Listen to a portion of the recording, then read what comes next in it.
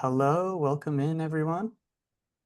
Give everyone a minute or two to swap over to this session from the opening remarks. Really, really exciting session we've got planned for today.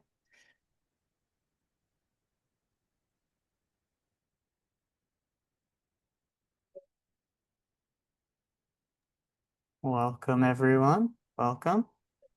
Cool. So let's get things started. This is our first full-length session today. I hope everyone was able to join and listen to Ronen's opening remarks earlier. And I just wanted to say thank you. Thank you for joining us today for Chargeback X and this session titled What I Wish I Knew About Chargebacks Before Leading Payments at Scale. If you don't know me, my name is John Carlo, and I'm on the marketing team at Justt. I'll be helping with moderating today's session, and I'm thrilled to welcome our speakers for today, and we'll be handing the microphone over to them in just a moment. Today, we have Sarah Boehmer, who is the Senior Director at Super.com and a Certified Payments and Fraud Prevention Professional.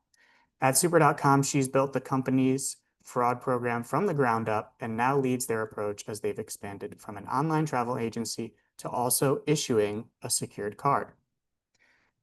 Sarah is joined also by Chen Naim from Justt.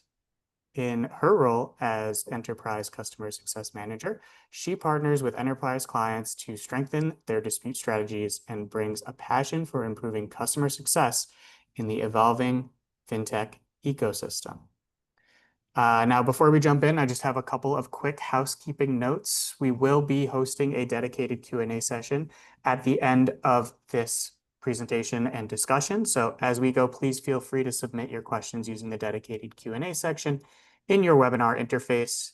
If you are watching from the lobby, we definitely encourage you to join the session so you can submit your questions. And we'll be keeping an eye on those just to make sure that we get to as many as possible during that final segment. Also, this session is being recorded and will be shared with participants after the virtual event has ended. So do note that we are recording the session. And Sarah, Hen, I will pass things over to you. Thanks, John Carlo. Hi, everyone. Really glad to be here. It's kind of crazy that I'm here doing a presentation on chargebacks. When I started at Super.com a little over 4 years ago, this is kind of the last thing I pictured myself doing. But I think making this career pivot is part of what gives me a really unique perspective on this topic. So I hope I can share, some of my learnings with everybody over the next little bit. So I'll start off with just a little bit about myself. I went to college for accounting and started my career in internal audit at Caesars in Las Vegas. I literally walked around some of the casinos, auditing slots and table games and things like that. And a couple of years later, I moved out to the Bay Area, went to work at an accounting firm. And out in the Bay Area, there's a lot of growing companies that want to go public. So there's very high demand for IPO readiness work. When you want to go public, you have to do a lot of audits and compliance and that kind of thing. So I eventually ended up specializing in that. And that is what actually brought me to Super in 2021. And I'll talk a little bit more about Super's journey later. Super was a startup, so you get to wear a lot of hats. And about a month in July of 2021, they asked me to take over financial operations. And I remember the CFO telling me about what that included, and he mentioned chargebacks. And I actually did not know what that meant, and I literally had to Google, what is a chargeback? And so after a while of doing that, my job felt like it had become more operations than finance. And so I moved over to our operations team at the beginning of 2023. I left some of my more finance type responsibilities behind in finance, brought the fraud and chargebacks team with me, and then took over some additional teams in operations. And over the next few months, I started going to a lot of conferences that also had payments content, such as MRC. And I saw what other companies were doing to optimize payments.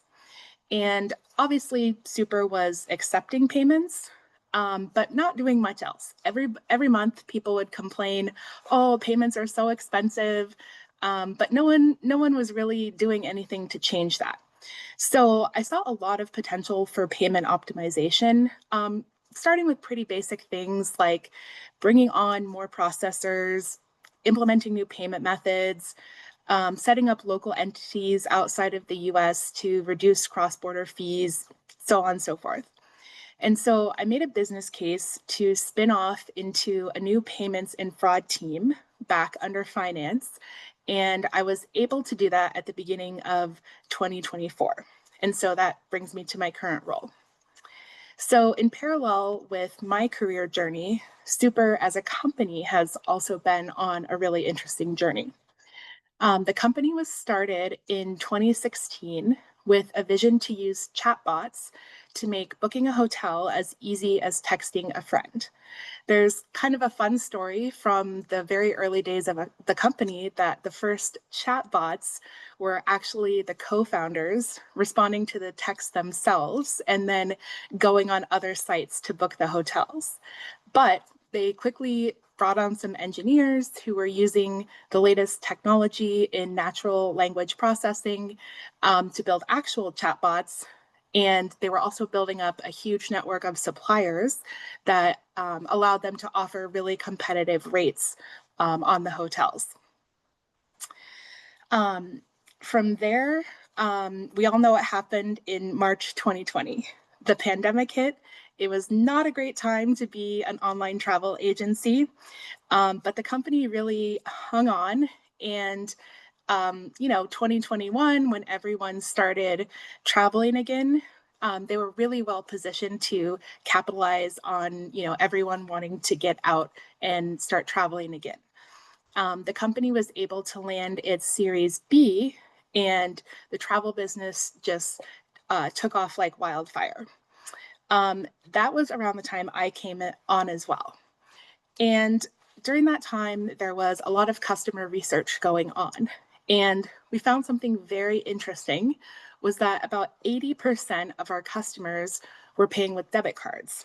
And our hypothesis was that this was because they didn't have credit cards. And so we set out to create a novel secured card product that could help this demographic build their credit and also access the perks that typically come with credit cards, like cashback. And so that card product launched in October of 2022, and we kind of became a fintech at that time as well. From there, we continued to do more customer research and found that, we thought we could increase demand by tying it to a subscription product. This seemed kind of counterintuitive, but it increased the value perception of our whole offering. And so in June of 2023, we launched a subscription called Super Plus. And so that brings us to where we are today. Our mission is to build the most valuable membership program for the everyday American. This combines the great rates that we have on travel with the optional secured card. And we're trying to add new offerings all the time. We now have an earnings product where our customers can do games and tasks and surveys to earn extra money. And we're constantly rolling out new things. So it's been really exciting to be part of the company's growth over the last few years. But looking back, I don't think any of us were prepared for the impact on chargebacks or even payments more generally. What I've learned is that travel and subscription chargebacks are very different. When it was 2022 and we were just getting into fintech and I was getting ready to move over to ops, our travel chargeback program and strategy were operating like a well-oiled machine. We had a strategy that was very well suited for that business. The average order value or ticket size is pretty high, but it's also variable. We have some customers that are booking maybe a one-night stay at a one-star hotel, maybe it's less than $100, But then we go all the way up to, maybe somebody's booking a family vacation at a high-end resort, it's over $10,000. These tend to be relatively lower volume. I mean, I thought they were high volume at the time, but that was nothing compared to the volume we saw when we started to get into subscriptions. Travel is also highly seasonal. So, everyone wants to travel in the summer when school's out, people want to take vacations. And then also at the end of the year, the winter holidays are another really busy time for travel. So we really had to set up our strategy to make sure that we managed our chargeback rates to stay under the thresholds during those peak seasons. But we also had to make sure our team was staffed properly to handle the extra workload during those peak seasons. And something that made travel, I think, really challenging was that the chargebacks tended to be caused by service issues or schedule changes that our customers had. Sometimes even, force majeure events like hurricanes or, someone gets sick and can't travel. And these are issues that we cannot resolve ourselves. We have to coordinate with the hotels or other suppliers involved in the process to resolve these cases. And the good news is there is a lot of documentation available, or at least there should be, in the case of, a legitimate hotel stay. If you think about it, when you check into a hotel, you probably sign something. We've even, for chargeback evidence, got someone's room service bill. It's pretty strong proof that you stayed in a hotel if, we can show that you ordered a bunch of stuff through room service. So the documentation is there, but it requires a lot of coordination to get it. Now, subscriptions is different in a lot of ways. These ticket sizes are much lower. Our main subscription product costs $15 a month. The good news is it's very uniform. We don't see the variability that we do with travel. So that makes it much more predictable.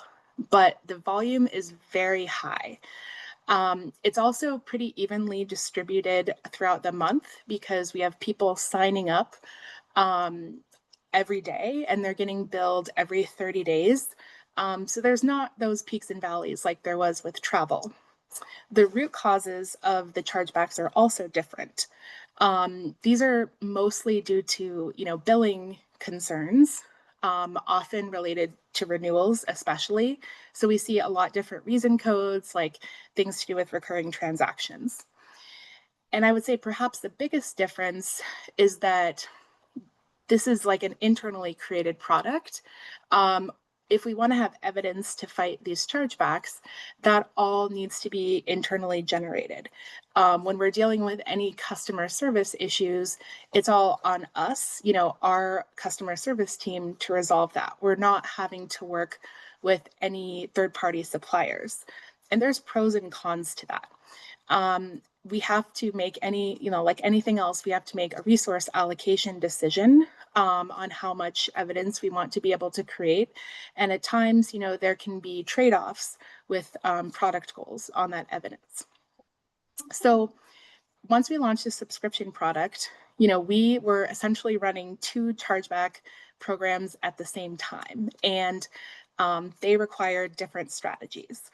And I think just like with the way the market is going, there's a lot of companies that are moving towards setting up recurring revenue in the form of subscriptions. And so I think this is something that a lot of companies may need to pivot to in the future.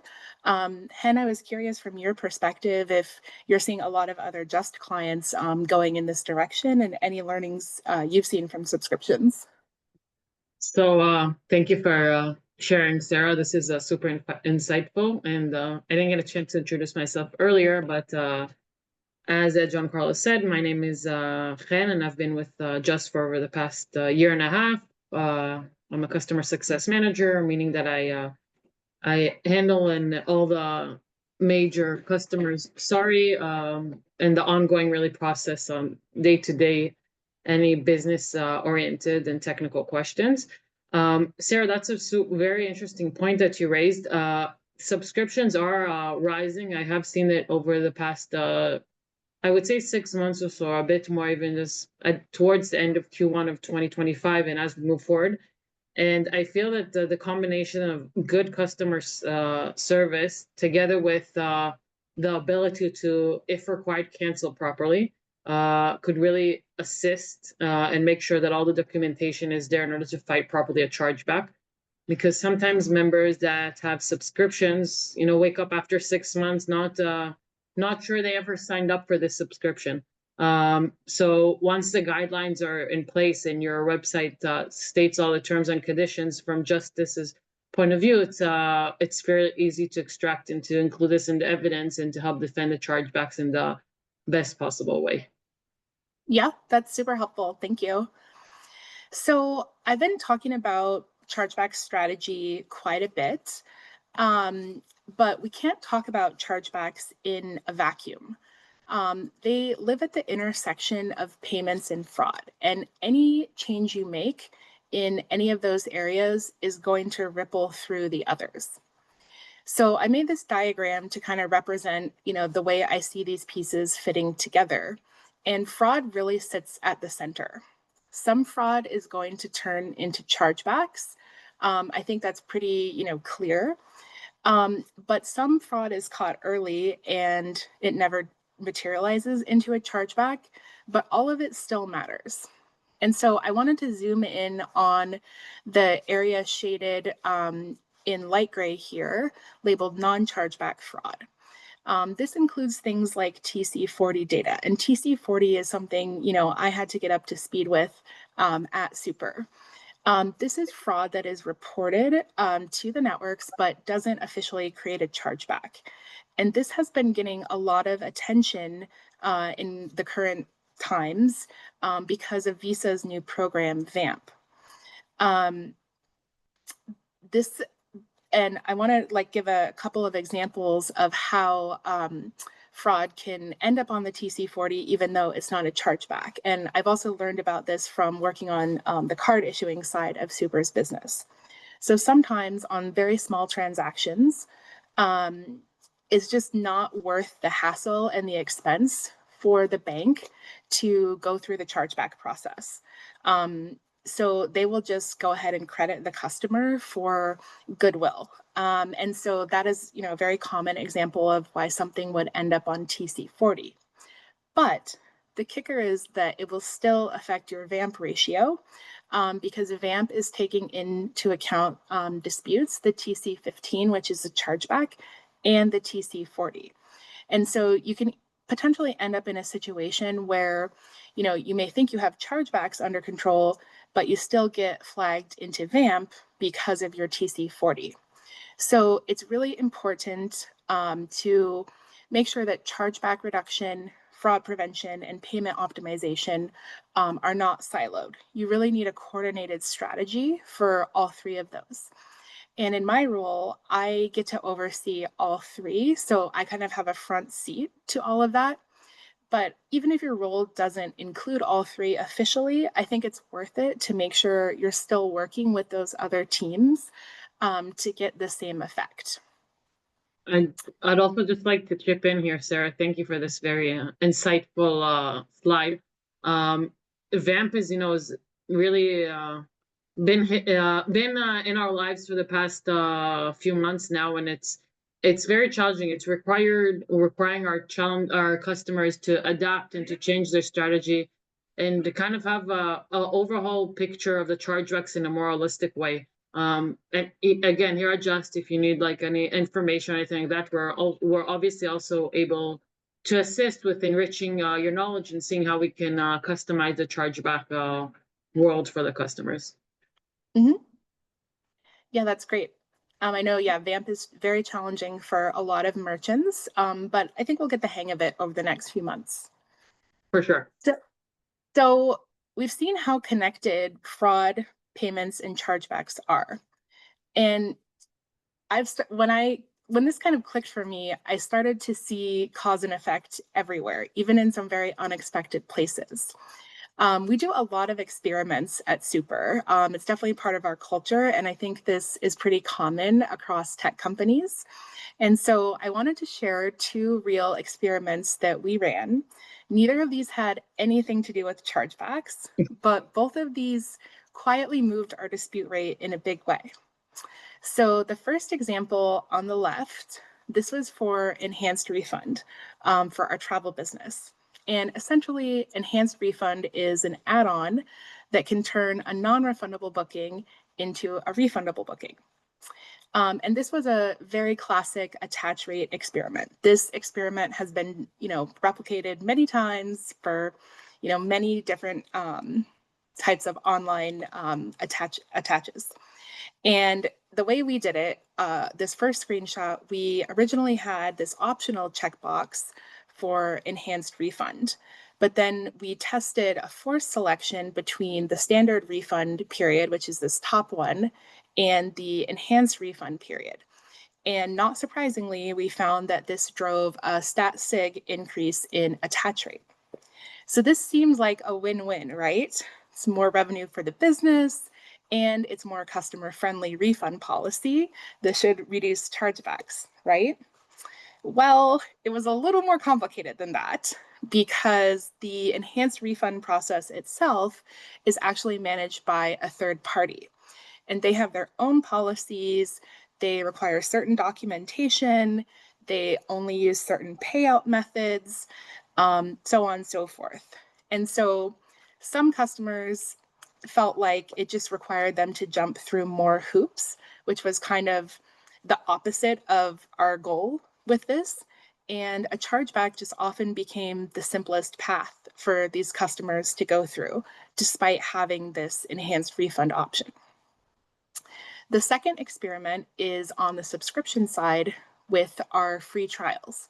So we had been offering a 7-day free trial, but we wanted to test to see if a 3-day trial or a 5-day trial would increase the attach rate.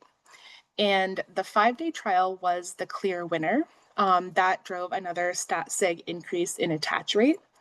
And this is a really interesting one. I think our product team did a really good job including chargebacks as one of the guardrail metrics that they tracked. And they found that the 5-day attach rate did have a higher chargeback rate in addition to the higher attach rate, but it wasn't considered stat sig. And so they kind of just glossed over it. But Sarah, oh, go ahead. I apologize to interrupt, but I think that I'm not sure that everyone is clear with the phrase stat sig, so it might be worth elaborating on that before you just continue further. Yes, that is a great question, Hen. Thank you for that.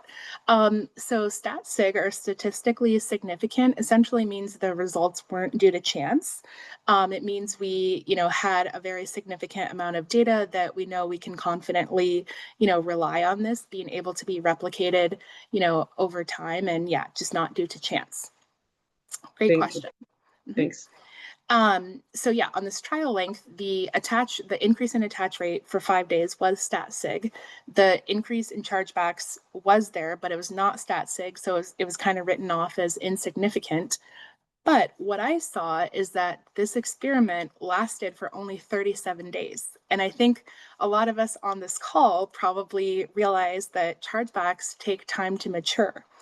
I'd been tracking this separately, and it actually takes a couple of months for all of the subscriptions to come in. So 37 days was really too soon to be able to say if the chargebacks, if the impact of chargebacks from the 5-day free trial was stat sig or not.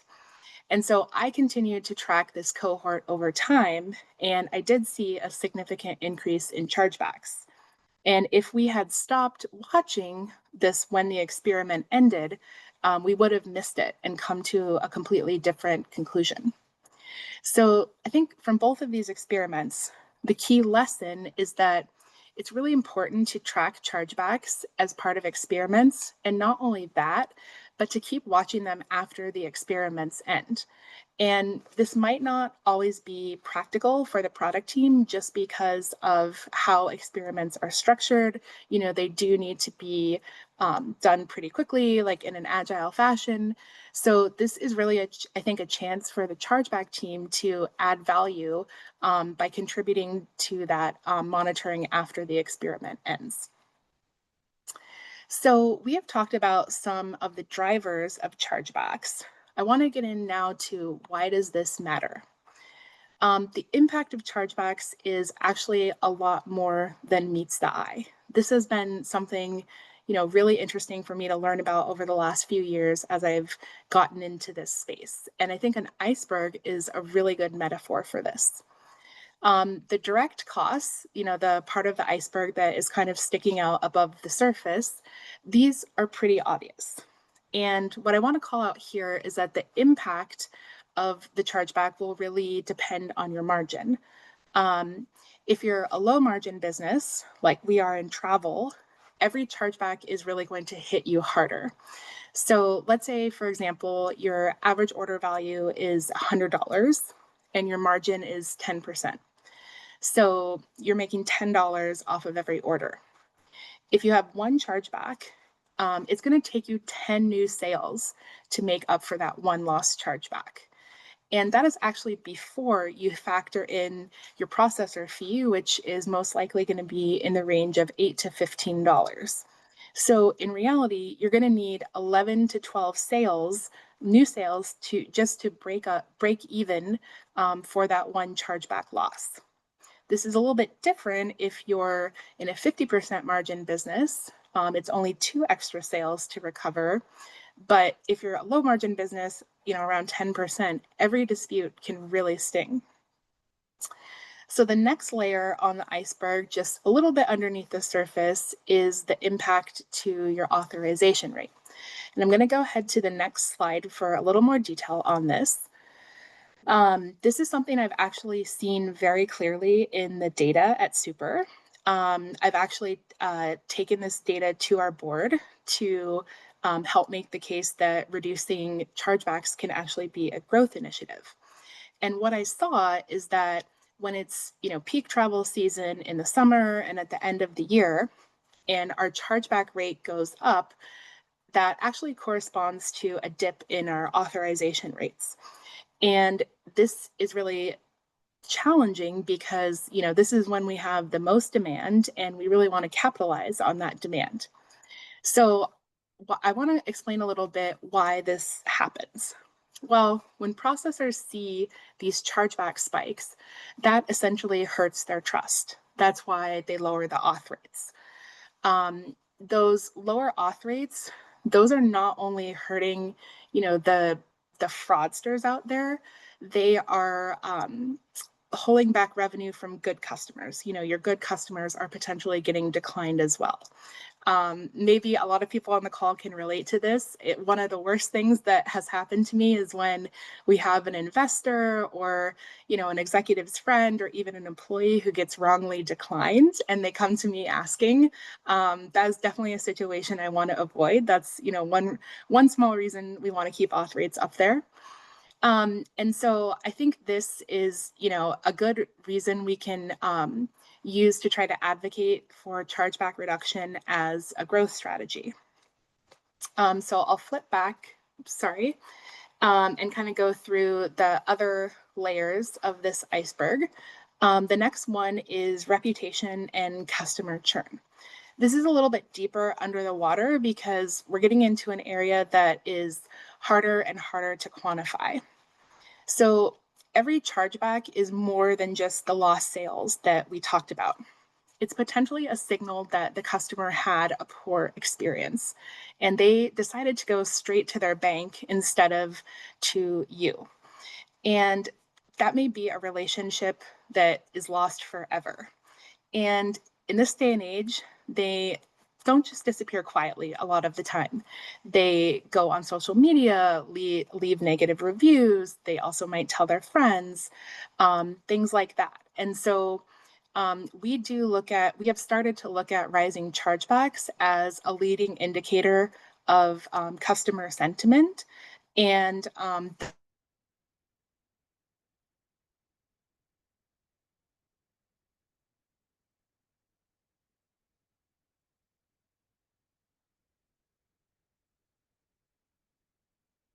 network relationships. So the processors and networks, by networks, I'm talking about Visa, MasterCard, Amex. they are tracking your chargeback rate very closely. Keeping it low is going to go a long way towards keeping you in good standing with them.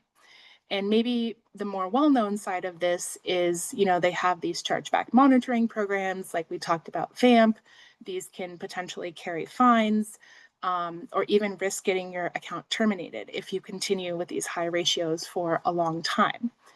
But there's more to it. And I've kind of learned about this as I've gone through the process of onboarding new processors and moving Super to a multi-processor setup. So processors and networks look at your chargeback rate as a risk signal. And think about it like this. If you're a merchant and you are suddenly to go out of business, the processor is going to be on the hook for all of the chargebacks, which are potentially going to come in the future for a couple more months after the merchant goes out of business. So the processor has to manage that risk very carefully. And one way they do this is by requiring reserves. And so that can mean literally holding back a portion of your sales coming in, or requiring cash, or requiring a letter of credit from your bank. And whichever way you do go about that, that ties up cash, which has a real cost to the business. And it also limits the flexibility of the business with so much cash tied up. And so a high chargeback rate is not just a risk problem, it can also become a liquidity problem for the business. And when you're trying to potentially onboard a couple of new processors, this can become a real challenge that is, getting even bigger than the typical payments challenges you would face. So this iceberg probably makes a lot of sense to those of us who deal with payments and chargebacks all the time. But how can we frame these issues in a way that executives will understand? That's kind of the next topic I want to get into, is how to think like an executive to get buy-in. I will say this part comes pretty naturally to me because of my background in accounting, but hopefully it'll, be pretty easy to grasp onto. And it starts with kind of the last column on this slide. Executives have financial targets. These are typically agreed on with the board, and whether you're public or private, investors are watching these very closely. And these tend to be things like revenue, costs, or a combination, maybe rolled up into something like EBITDA. On the other hand, our teams are pretty much living in that first column of payments, chargebacks, initiatives. We want to do the things in that column. Those are the initiatives we're working on. And so we need to find a way to connect those two things. And that can a lot of times be done by using operational metrics to bridge that. So I'm not saying this is easy. It's definitely challenging, but wanted to share a few tips I've learned. First of all, you're going to have to make assumptions. And for me, being a former auditor, it's definitely hard to work with assumptions. I like things to be very precise. But what I found is that if you document your assumptions as part of the business case, and then you invite the executives to review them and challenge them, you'll get feedback and get aligned on those assumptions. And that, at least that helps me feel better about them. I think working with, your vendors to be the starting point of assumptions is also really helpful, but you'll definitely want to be sure your assumptions are conservative and then also tailored for your business. And then one other tip for this, you will have, spreadsheets and a lot of data for these analyses, but since they are going to executives, you're going to want to make the final product really crisp and concise, ideally into 1 or 2 nice slides. So by now, I hope I've convinced you that chargebacks are not just a risk metric, but they're a strategic lever. But the challenge is that a lot of the root causes live outside the chargeback team. So that means our job isn't to just fight disputes. It's really to partner across the company to fix what's driving them. So I wanted to talk through a couple of the common root causes of chargebacks and strategies for working with other teams to address them. So the biggest one I put here, and the relative size of these are going to, vary depending on the exact business you're in. But I think product quality is a really big one. If the product or service doesn't meet the customer's expectations, whether it's a poor experience at a hotel or a buggy feature or a missing benefit, disputes will follow that. And so it's important to partner with suppliers and product teams to share data on what customers are disputing the most. I've found that specialized tools for this can be very helpful. So you don't have to spend a ton of time just wrangling the raw data you get from your processors. For us, Justt has been a really good source of this data. And then I've also gotten really addicted to using Pagos for this as well.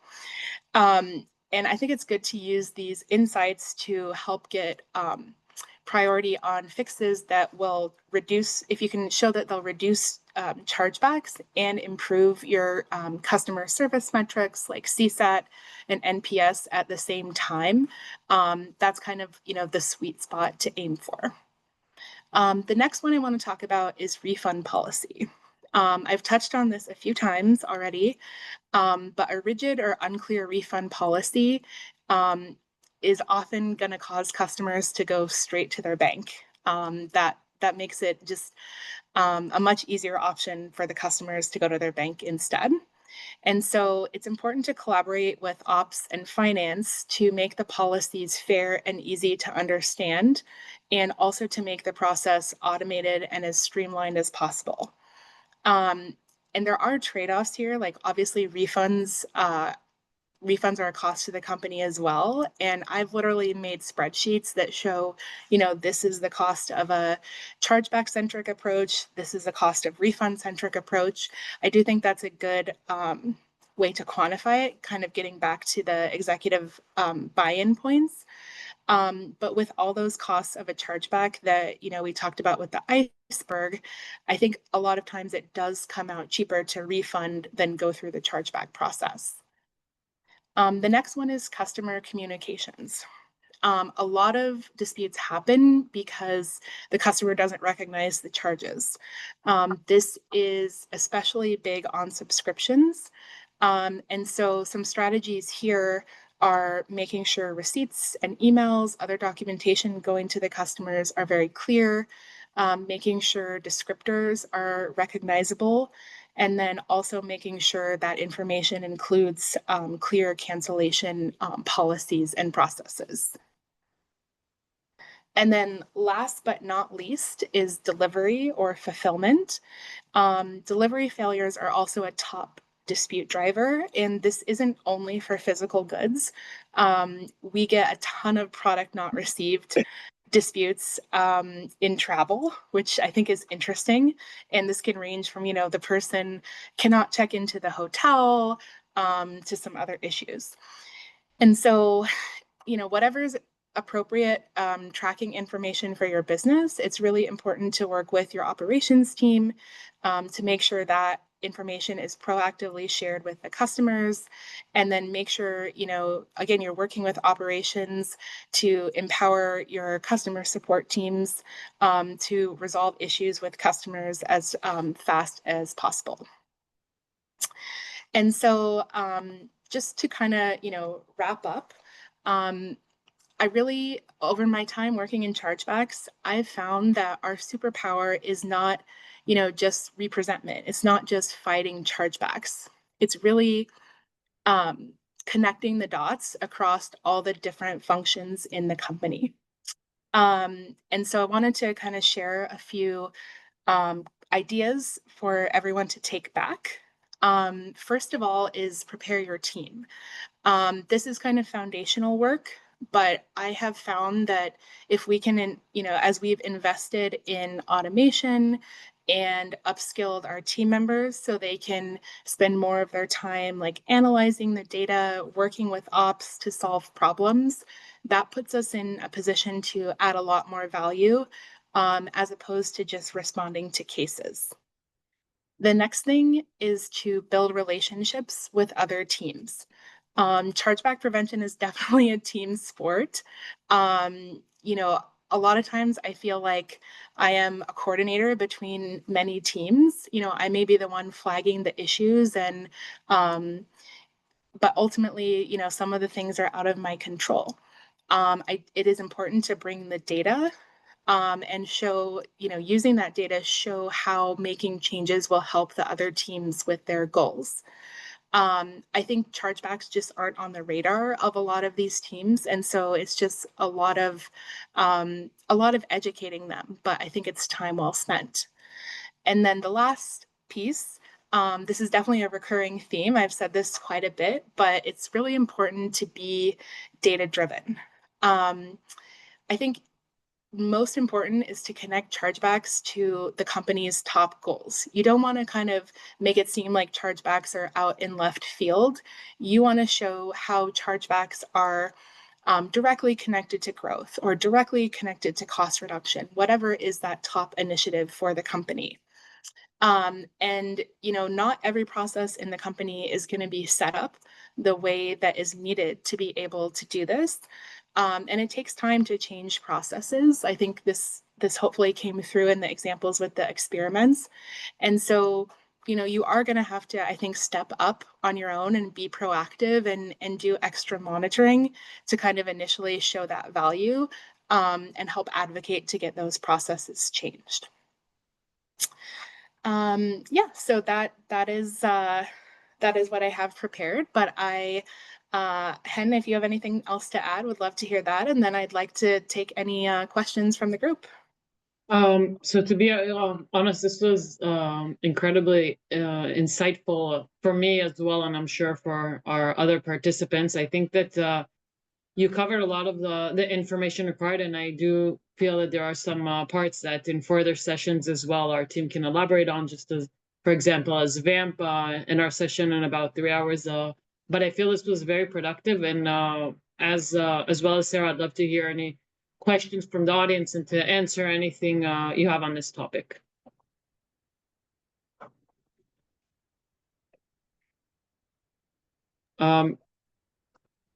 Great. Let me.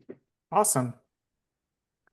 Cool. Are we ready to move into the Q&A session? Great. Cool. So we do have some questions in the Q&A. As I mentioned earlier, please input questions that you may have into the dedicated Q&A section within your Zoom app.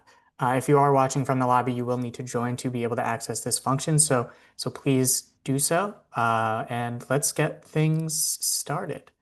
So first question, actually, before I even start, I want to say that was a really great and insightful session. I really actually enjoyed like the showcasing of the testing. I think that was really cool to see from my perspective, and I think that might also just inspire some of the audience members to do some interesting tests of their own. So thanks, Sarah. Thanks, Hen, for the session. So the first question we have here is how do you frame chargeback ROI when asking for executive buy-in, and what numbers truly resonate?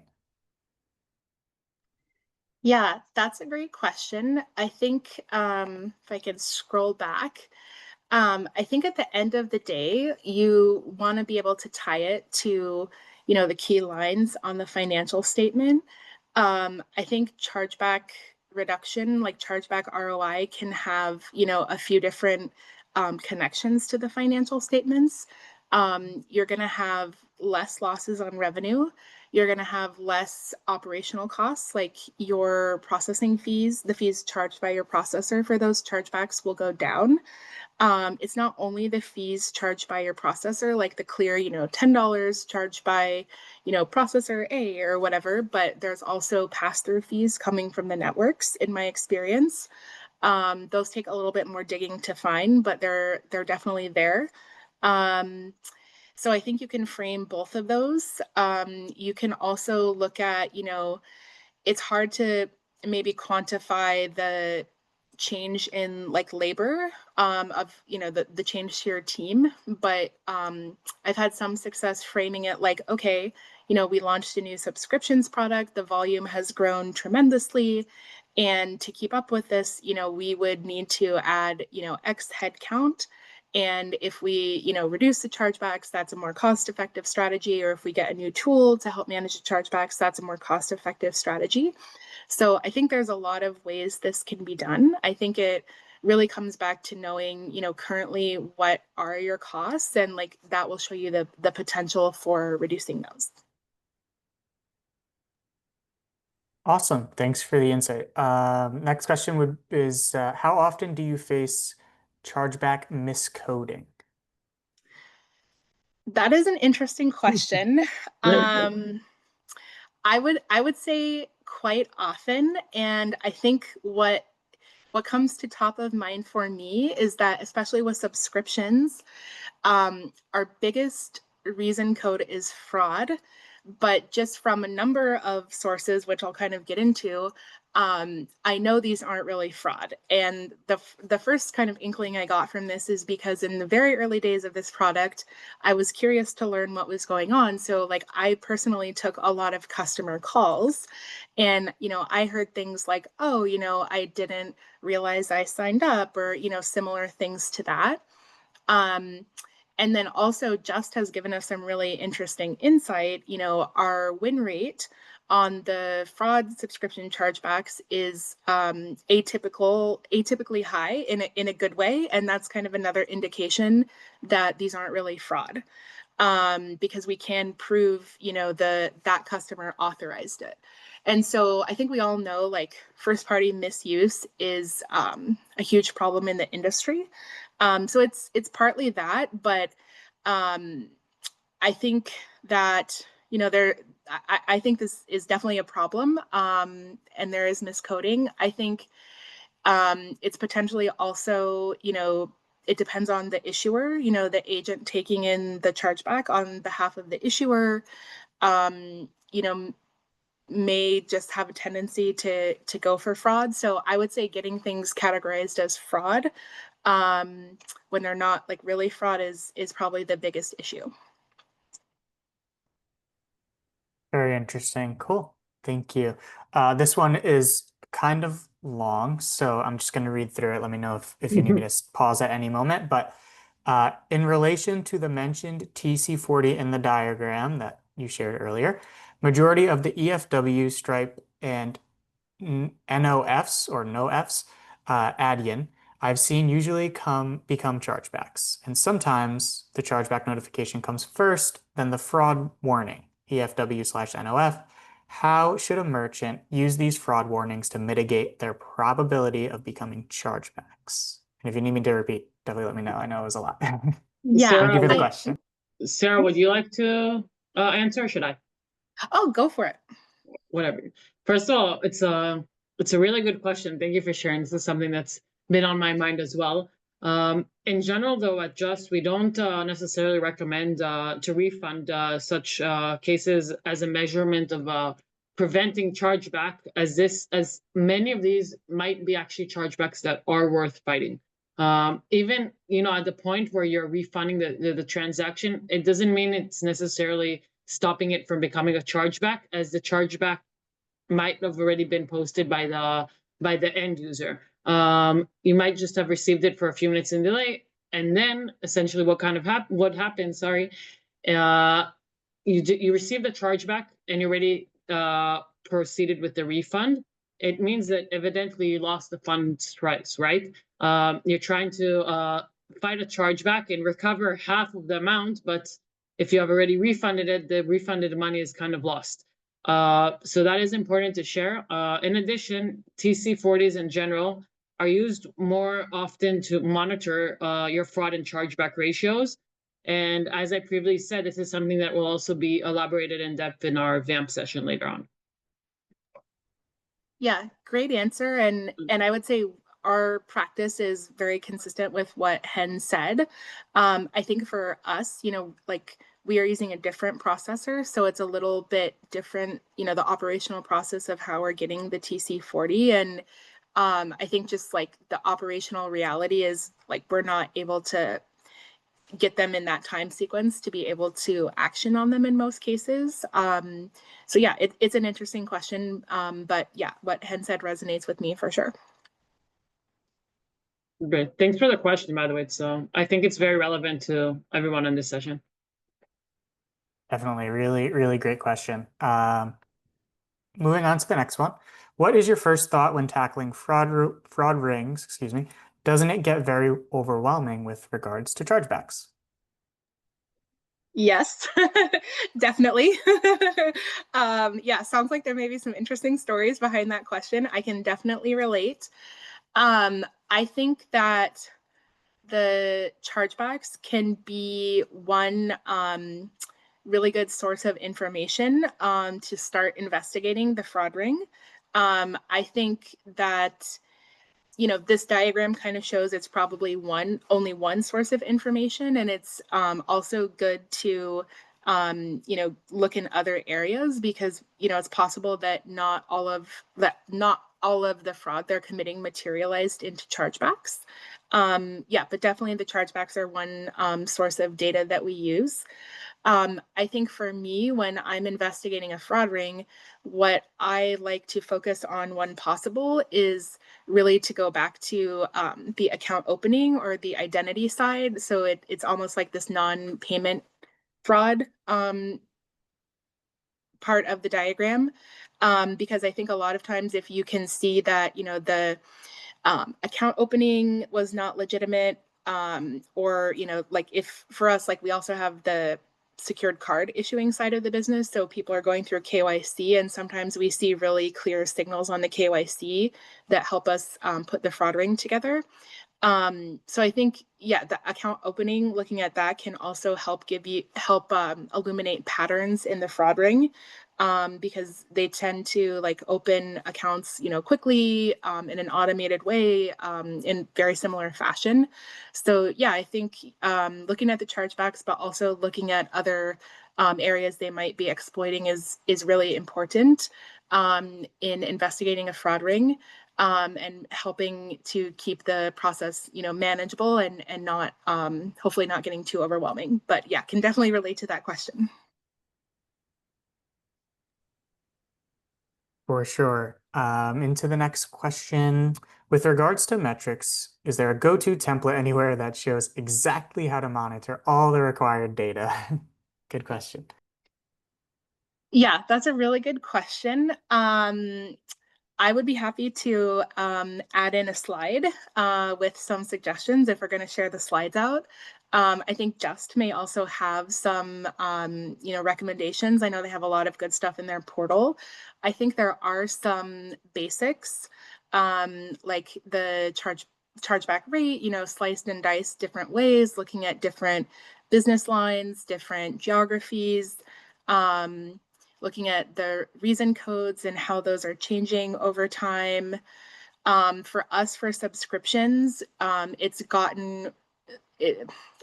become really important to look at the chargeback rate by plan, so we can understand, which plans we might want to target to make changes.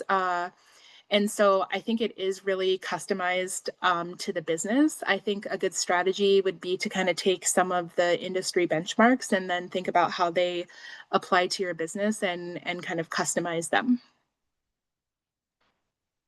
Okay, great. Yeah. And then yeah, so the anonymous attendee who had submitted that, if you would like to reach out to us and take that question further, maybe we can help you put something together. But yeah, let's move on to the next question. What is your point of view with focus on second chargebacks? Is it worth fighting against them or not? Sometimes it is quite difficult to understand why the dispute was first closed in our favor, merchant, and at the second chargeback to the consumer. Yes, this is a great question.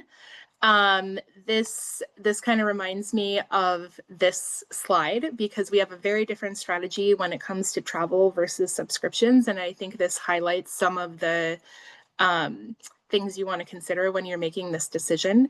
I will say overall, like we do not fight many pre-arbs just because it is hard to have additional evidence for the reasons mentioned in this question. So I think that's kind of the first bar. You need to make sure you have new additional evidence that wasn't given in the first round. And so from there, you really need to assess, what is the likelihood that you would win versus, continuing on. And in our case with our current processor, it goes to mandatory arbitration, which I don't believe is ever like found in our favor. So we're kind of making that judgment call, but it's not something that can be very precisely quantified.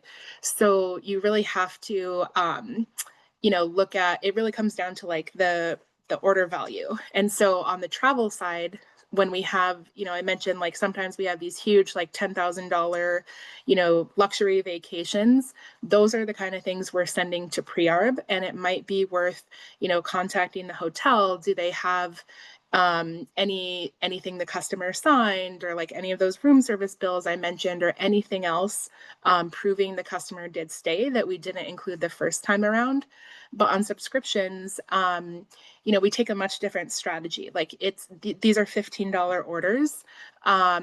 These are really never something we're going to send into pre-arb because we don't have a lot of evidence to begin with, and the risk of them, going to arbitration is just not worth it. So essentially for us, we have some automated thresholds like built into our processor that are based on dollar amount. And then once something is over that dollar amount, it's a decision on a case-by-case basis. But yeah, it's definitely something that we have spent a lot of time thinking through over the last few years. Awesome. Thank you, Sarah. Super great response there. Just to keep a note for everyone, we have about 3 minutes left for the session, and we do have a few more questions. So thank you for everyone submitting questions in the Q&A. We're going to keep trying to get to as many as we can, and anything that is left open, we'll follow up. Either someone from Justt or Sarah will follow up and be able to handle or answer your questions. It was mentioned, this is another question. It was mentioned by another person that most chargebacks are worth fighting. Could you please share more insights on how to balance the usage of products such as RDR/Ethica versus chargeback fighting? Yes, and Hen, you may want to chime in on this too, with because I know Justt has a lot in this area, but I mean, for us, this is another part of the strategy we've spent a lot of time on. It also connects to some of the things on this slide. I think when it's peak travel season and we really need some extra help to manage our chargeback rate under the thresholds, that's when we turn more to those products, those pre-dispute alerts. But I would say in general, when it's kind of, normal times and we're not experiencing that surge, our strategy is, more to lean towards, fighting things, because we have put in good processes that are a combination of, especially on the travel side, they're automated processes. So they're quick and repeatable. It doesn't take a lot of, manual work and a lot of human analyst time. We have a lot of automated evidence. And so the cost of fighting them is not very high. And then also, like, we have a good track record. We have good evidence. This is something we work with Justt on with as well. So, I mean, essentially, we've gotten a good process where, we have a good likelihood of success. And so we don't turn to those tools very much except to strategically manage. But I think it's going to be different in the case of every merchant. I think the cost of the alerts is also a factor. I think you need to think of how much you're paying for those alerts, like the unit cost versus, what is your processor fee, things like that. And I think that potentially looks very different if you have a business like our travel business with the higher AOV versus a smaller ticket size like our subscription business. I think these are some of the considerations, and not to like avoid the question, but I think it really does come down to some of the unique characteristics of the business and what your goals are. But those are some of the things we've taken into consideration. Hen, anything to add from Justt's perspective?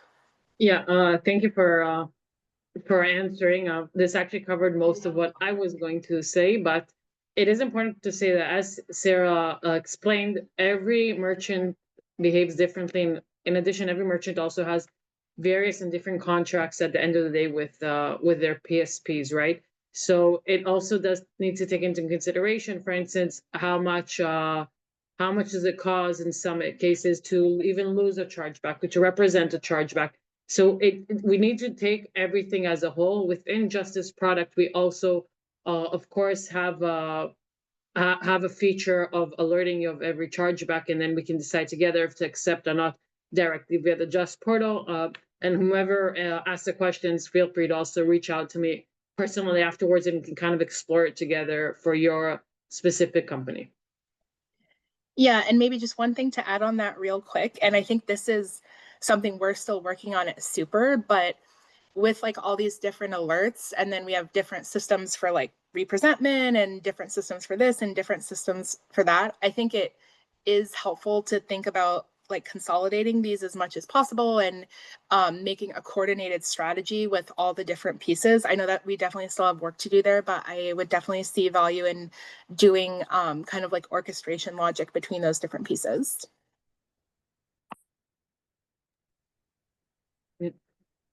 GC, is it time for another question, or shall we take these afterwards offline, the rest? If I have time for one more question, if you both do, thumbs up, and then we'll do one more, and then will be some remaining questions, it looks like, but we will field those post-event as best as possible. So final question here, what do you think would be the best approach for or enforcement for customers who abuse the chargeback process? Yeah, this is a great question, and this is something we have experimented with quite a bit, and I'm not sure we have landed on the perfect answer. I think it depends on the reason for the chargeback. I think that fraud is a totally different story than service reasons. I think, we are much more lenient with service reasons than fraud. But fraud, there's also the risk of false positives. So, I mean, overall, I think it goes back to like, what is the company's overall strategy and overall goals? And for us, it's growth. And so, we're very hesitant to kind of just do any rules or anything to block customers. It gets more on a case by case basis, just because we are growth focused. But I could definitely see the case for some rules as well. I think it's a good question. I mean, this is the kind of thing I think it's great to discuss within the industry. Yeah, I can't say I have a perfect answer to that, but I would just emphasize there are trade-offs. Yeah. I will just add that also within our product, we can provide you sometimes like a specific alerts, or our dashboards show like specific offenders that have filed a lot of chargebacks within a certain period of time. And I don't know, this is something also like within the company to take into perspective, or maybe to the point of blocking specific users or anything like that. But again, it really does probably vary between merchants and like the ticket size and how much money the company is at the end of the day receiving from said customer. Yeah, I think that's a good point, Hen. Like, I think we're kind of pivoting more towards like blocking serial abusers, like people who have a very long running pattern of doing this. I think that reduces the risk of accidentally capturing, getting good users caught up in this process, just because, they may have had a one-off issue or may have had one-off confusion that got categorized as fraud. So that's a really good point, Hen. For sure. Right. Awesome Thanks, points. Awesome points, everyone. Cool. Well, great job, Sarah and Hen. Thank you so much for sharing all of these insights with us. And thank you everyone who has submitted a Q&A question. Super, super lively Q&A, full of some really great questions. And on a personal note, I'll just like to thank Sarah for her time and dedication. It's been very interesting, and we appreciate this very informative session. Thank you. Absolutely. Cool. So Chen, Sarah, I will see you both around. For everyone else who is attending Chargeback X from the audience, we hope that you'll join us in the next session titled Chargebacks in the Real World, which can be accessed back in the event lobby at 10:30 a.m. EST. And here's some more information about the session. I will leave this up for a few minutes just to let people sort of shift out over to the next session. And again, thank you so much for joining us. Hope to see you in the next session.